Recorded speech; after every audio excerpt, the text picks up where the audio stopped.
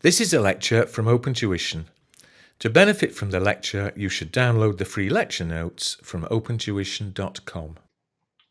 In this lecture, we're going to work through Chapter 2 of the CIMA P2 lecture notes. And Chapter 2 is headed Modern Manufacturing Environment. And in fact, everything in this chapter you should have studied before, so it should be very much revision. But first of all, just a few minutes on that second section, Modern Manufacturing.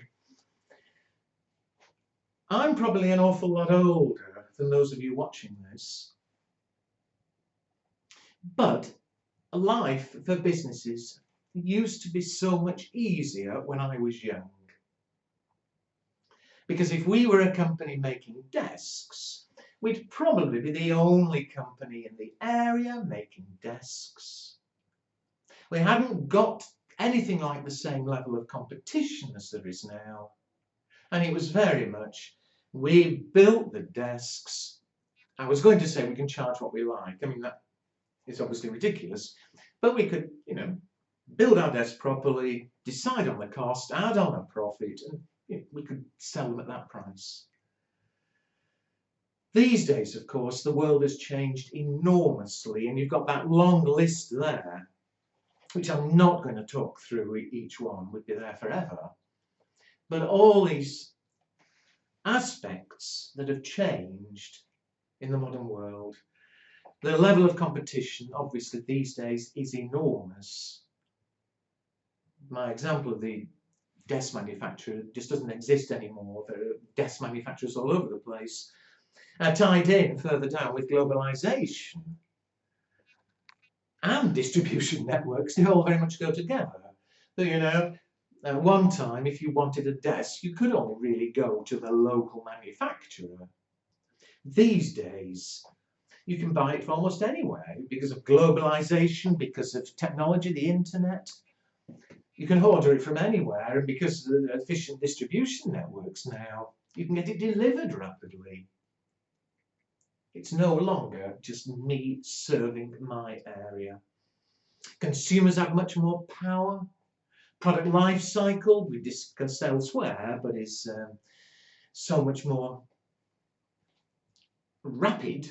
New products keep emerging. Product diversity, advanced production methods.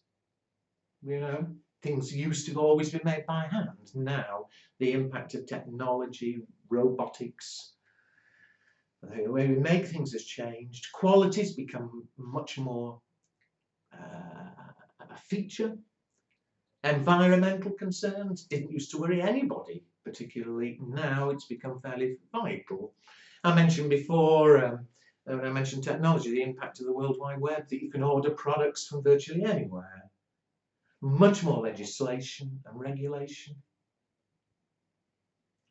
Participation of employees. It's no longer purely they're told what to do and they do it, much more participation and new measures of performance.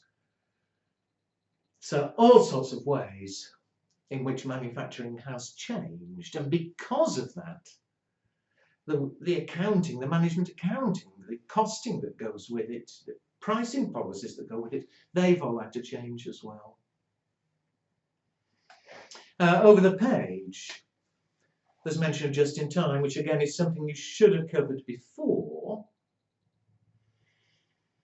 But let me talk for a few minutes, because too many people think of just-in-time as, having minimum inventory levels. And it does involve having minimum inventory levels, but there's much more to it. It's much more of a philosophy. And just for a few minutes, let me go away from that page.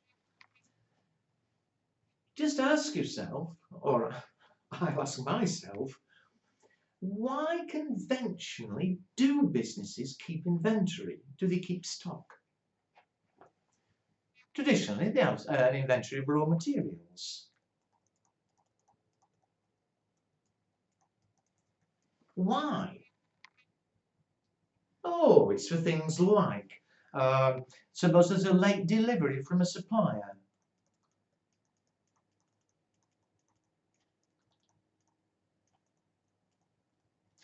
If our supplier is late delivering raw materials, if we've none in inventory, then production stops.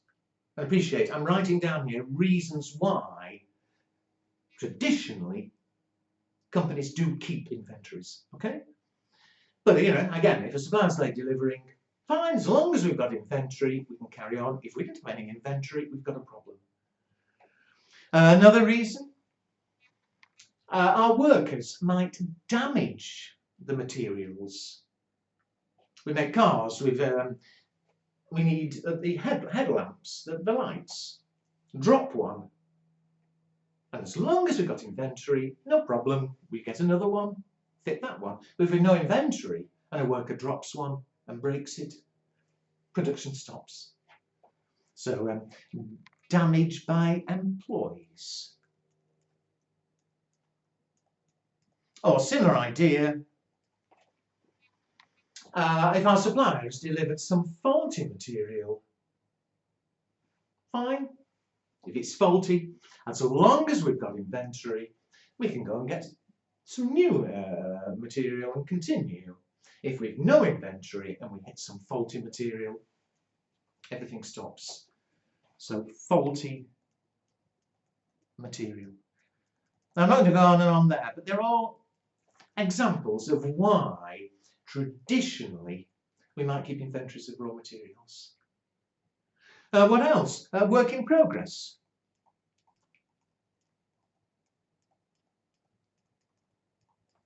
Our part finished goods in the factory. Well, this is very much a fact of life, surely. If it takes me a month to produce our product, then inevitably there's lots of work in progress. This, as I say, is a fact of life. It's due to the time taken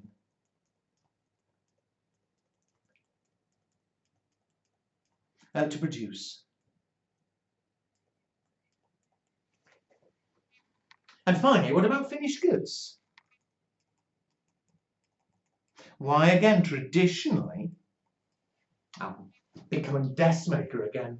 Why traditionally would you expect me to keep an inventory of desks? Obvious. So that we can supply a customer. If a customer comes in today and wants 100,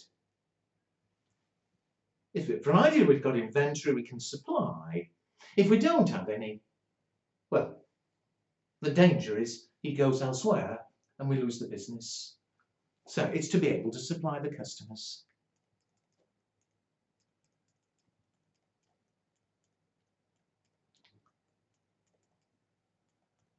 Now, all of that may be obvious, but if we go through them one by one, why? Raw materials.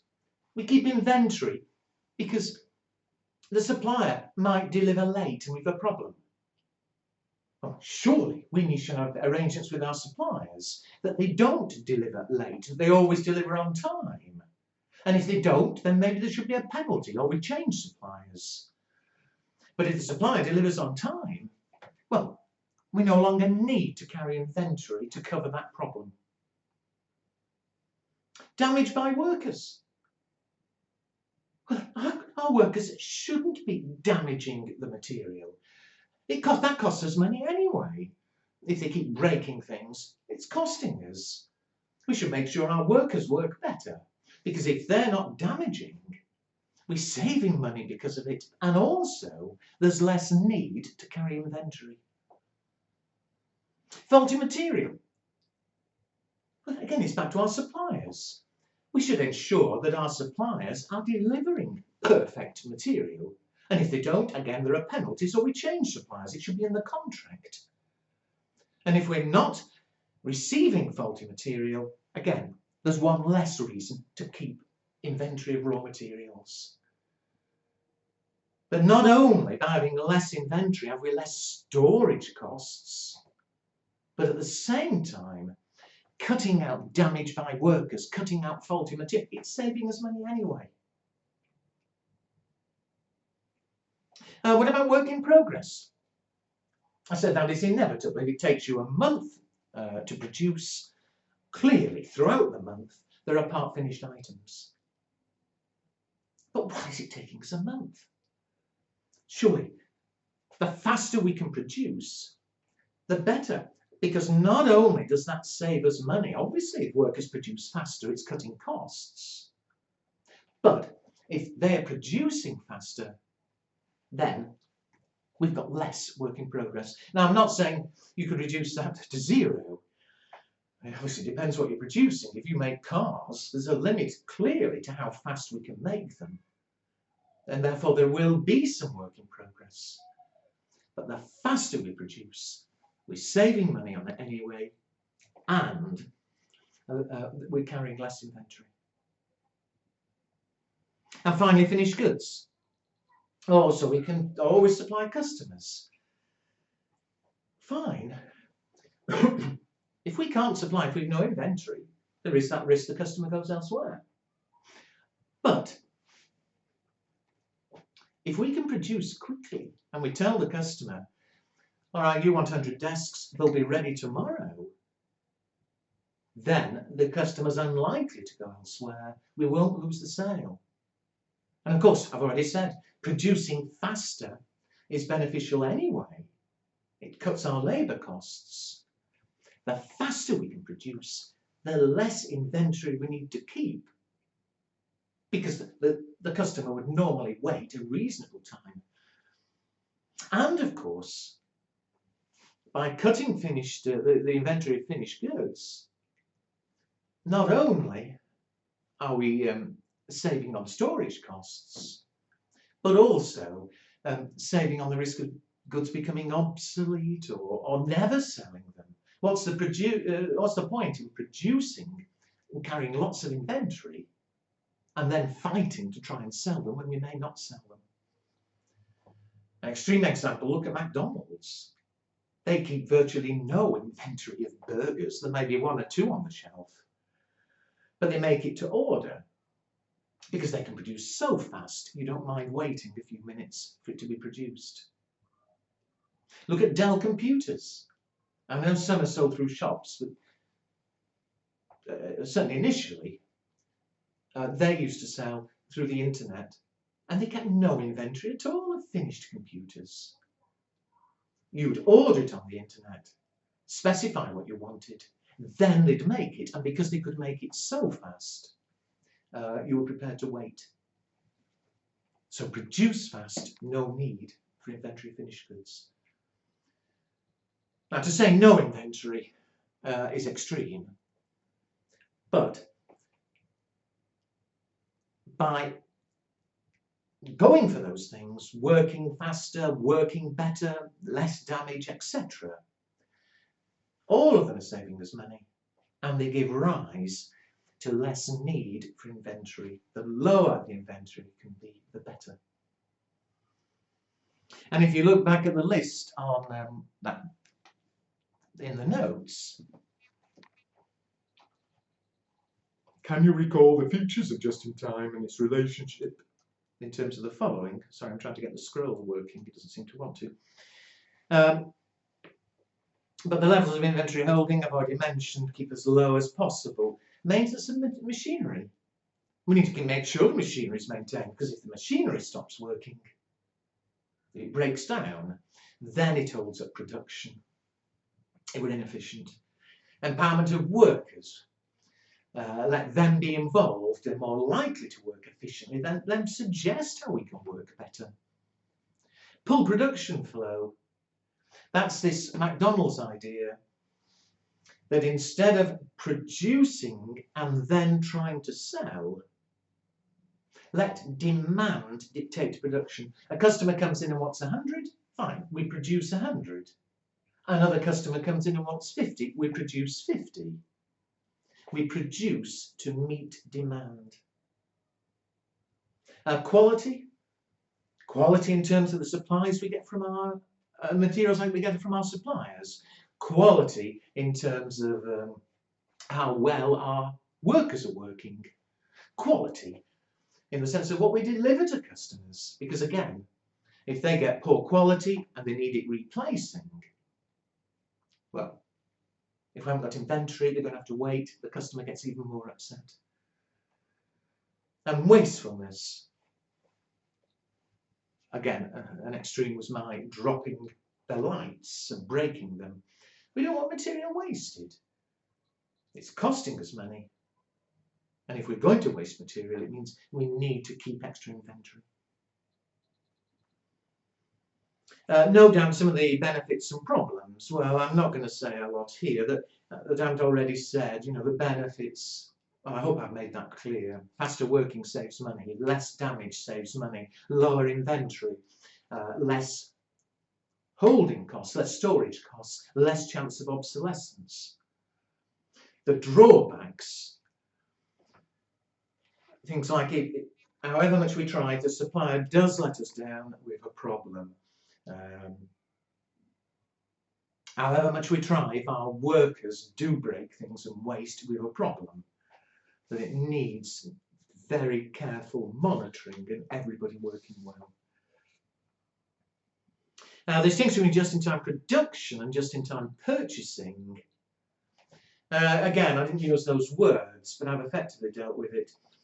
Just-in-time purchasing is where the supplier is delivering virtually as soon as we want it. You know, we order, they supply. The faster they supply, and the fact they supply on time, is less need for inventory. Make the supplier carry the inventory, they can deliver immediately. Just-in-time production is this idea of working faster and producing to meet demand, rather than producing just to create inventory and then trying to sell them. Over the page, supply chain management, very much saying the same thing. Managing our suppliers, having an alliance with our suppliers. We do need better inventory control. Supermarkets. Most big supermarkets carry very little inventory in the actual store. They obviously have on the shelves, but I mean, they carry very little at the back. And it's because they're managing the whole thing very well. In that when you go through checkout, the scanning, the computer's keeping checks on how much is being sold and knows if we're starting to run out of something. And so if they suddenly find today, oh, we're selling a lot more washing powder than normal, the computer will immediately place an order to the central depot. And supermarkets get deliveries several times a day. And it's always up to date. You know, if something isn't selling today, they don't get any more today. If something's selling fast, fine, they get more deliveries today. And it's only the central depot holds the inventory, rather than having it at every individual store. That ties in with customer order process, that are not a supermarket, but in a similar sort of way, we need to make sure that we're dealing with orders efficiently, quickly. Order today, produce tomorrow, deliver the next day. Logistics. Next page is about quality. Again, something you should already be familiar with. But the important bit being paragraph 6 and 7. There's a big focus these days on quality. And I'm going to start at the bottom here, because the aspect of quality that most people think of initially is that, of course, we want to deliver quality goods to the customer. And why? Because if we're not delivering quality to the customers, it's going to cost us money. And so these headings, I say I'm starting at the bottom. Non-conformance costs are the costs of poor quality. Why does poor quality cost us money? And external failure costs, these are perhaps the most obvious ones. They're the costs involved when there's poor quality delivered to the customer.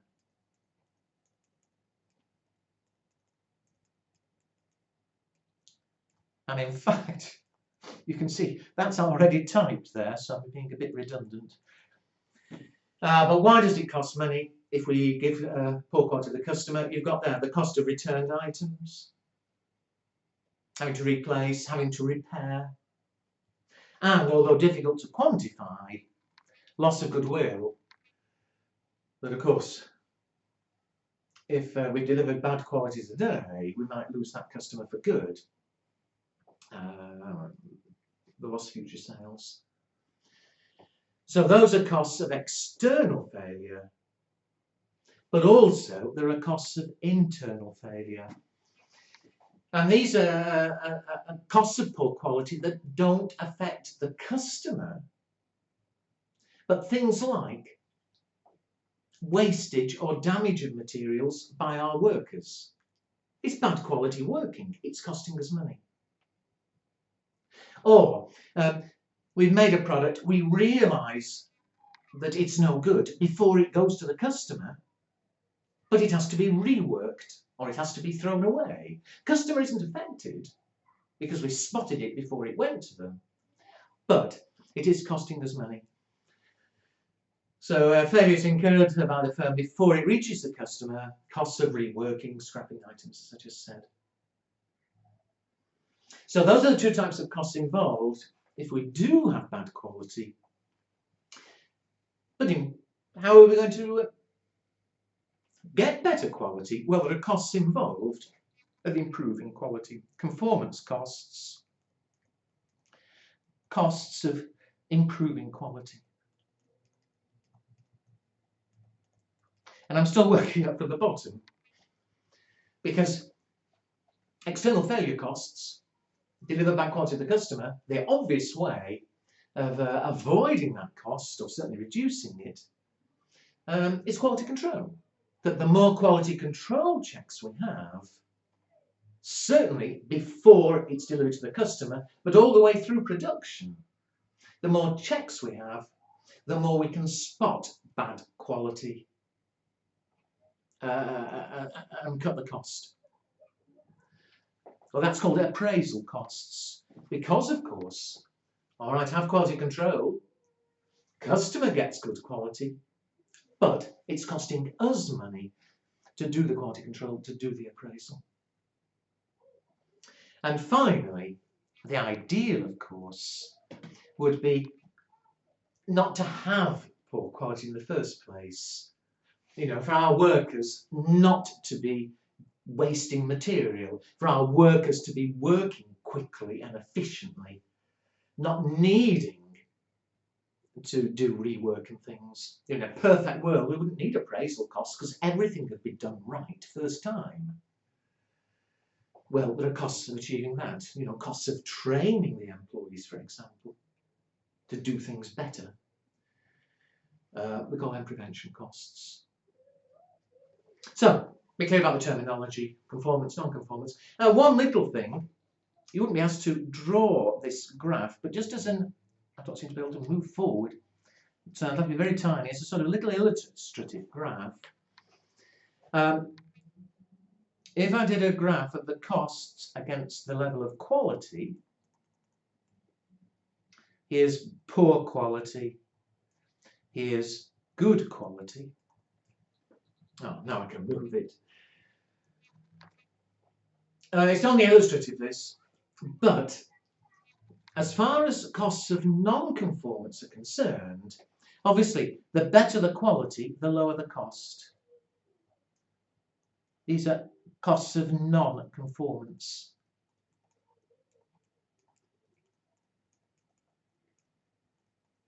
On the other hand, the costs of getting better quality, the cost of conformance, the better the quality, the more it's going to cost you.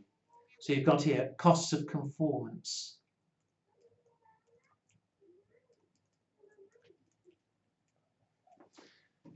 Now, there has to be a trade-off.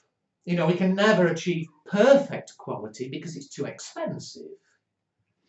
You know, if you add the two together at each level, the idea would be to minimise the total costs involved. You know, to get a reasonable level of quality in a cost-efficient way. Okay, just one more page and then we'll have a break. Over the page, total quality management. Is this focusing on quality all the way through? You're focusing on the customer, what the customer needs. Designing products from the customer's point of view. Get it right first time. I said earlier, the ideal would be that we didn't have any appraisal costs because we were preventing poor quality. Continuous improvement, always looking and involving the employees, always looking at ways of improving the quality of what we do. Employee participation is important. It's then we need to be working better. We need them to take pride in their work. We need them to be involved. And so finally, for the moment, quality circles.